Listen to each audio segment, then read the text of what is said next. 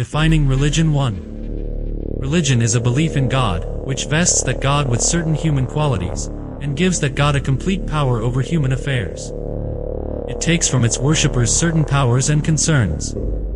It leaves others. It rests on the authority of teachers and excludes other systems of belief via polemics and culls the attitudes of its adherents. To be a religion, a belief must be based on a sage, an ancient or appearing so text, and the sage and the book must lay down a code of conduct for its adherents. It is widely based socially as opposed to smaller splinter groups. It is difficult to remain laconic in a description of what is religion, but these cluster of traits seem to define religion uniquely as opposed to political systems, so-called cults, and philosophies. Religion could simply be described as a sum of its parts, but this would muddle the matter. The following is an elaboration of a cluster of traits that make up religion.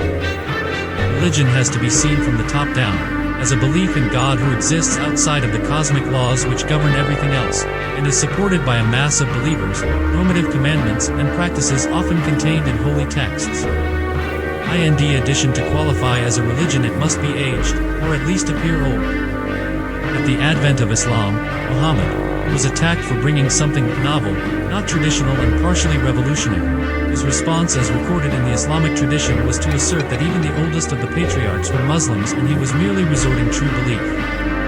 Textual basis in canon is important, as writing has enabled mankind's ideas to persist long after the dissolution of the physical body that wrote it, and allows them to spread far farther and faster than word of mouth. The concept of the sacred and sacrament as something outside of the holy, practical, livable world is key. For a cluster of beliefs to qualify as a religion is clearly must place the sacred in the power of God. God is a diverse term. We can clearly see parallels in Hinduism, for example, and its Brahma. So the term God certainly can apply to cultures outside the Abrahamic religions, for lack of a better word in the English language. The God of the philosophers is not meant here, for this is generally a term used to denote the first act of creation or even a loose form of pantheism. It does not have the totality of meaning as would the God of the theologians. Diverse arguments among both Christian and Muslims philosophers of the Middle Ages have both blurred and drawn together the two ideas of God, but it is clear that the God of Spinoza is not the God of Augustine. To be a religion, something also must contain an eschatological story about the end of the world or age to begin a new dawn, thus offering eventual physical salvation from the God as well as spiritual. So what does not fit the definition of religion, and why? What distinguishes both philosophy and cults from religion? Certainly no temples stand today to the beliefs of the Pythagoreans, or pre-Lutheran Christian heresies did not stand to become a Protestantism before its time. Certainly no one worships the writings of Aristotle with semi-sacred reverence except perhaps Ayn Rand. Philosophers stray from moral commandments, and most stay away from messianic self-declaration.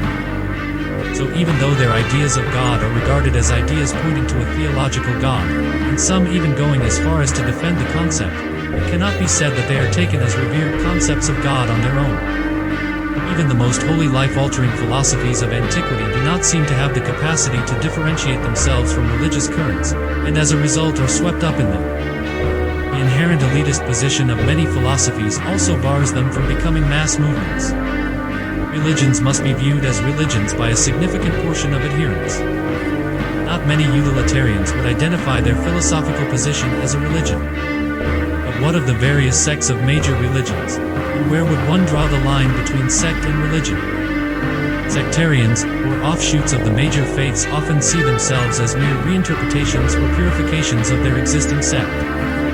They usually see themselves as purifiers of the faith, much in the same way the original sages of their respected faiths presented themselves.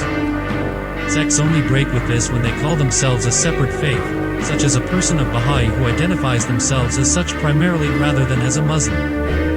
As always, the definition becomes gray, such as is the case with the Ahmadi sect of Islam. Many sects do not survive their schism with the majority faith, such as the amalgamation of Gnostic concepts with Christianity. See the Gospel of John. How could one differentiate between cults and major faiths? One easiest is the path of success. No one would doubt that religion, like every aspect of human society, seems to have a lifespan. When a religion is born, it may be small, but for it to succeed beyond the cut phase, it has to survive and become at least minimally popular among a society or a whole series of societies and adapt and change with the prevailing local conditions. Religion and cults rise along the same lines. They oppose themselves to societies of their day. One could see every religion as a cult of some sort, some succeeding to the status of religions and some dying as cults. Of course, it cannot be apparent except with the passage of time whether a particular belief will become a religion or remain a relic of history. Perhaps it is better to view cult a heresy.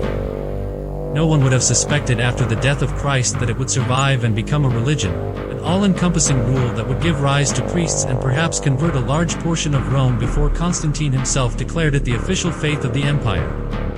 Contemporary examples may help to illustrate the point. Some cults are self-destructive and either destroy themselves or provoke their destruction. If a faith is to become a full-fledged religion, it must survive the life of its leader. This is of course assuming that the leader has attempted to differentiate his belief from others in order for it to qualify for this in the first place.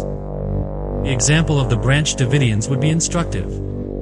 Its leader leading up to and during the standoff with federal authorities took last name Koresh, the Hebrew title for Cyrus the Great, who was named one of their messiahs, and the first name David, of the ancient king of the 12 tribes and the father of the Israeli monarchy. This would indicate he was reaching for ancient examples, thus satisfying one of the criteria, reaching back to the past and purifying the creed. He did not raise his own sacred text, though if he had lived to publish his 7 seals perhaps this might be the case. The Davidians were small and separatist, living away from society instead of engaging with it. Thus they would not have had any sort of mass appeal to society then, or it seems, with the space of over 10 years, an appeal to many now.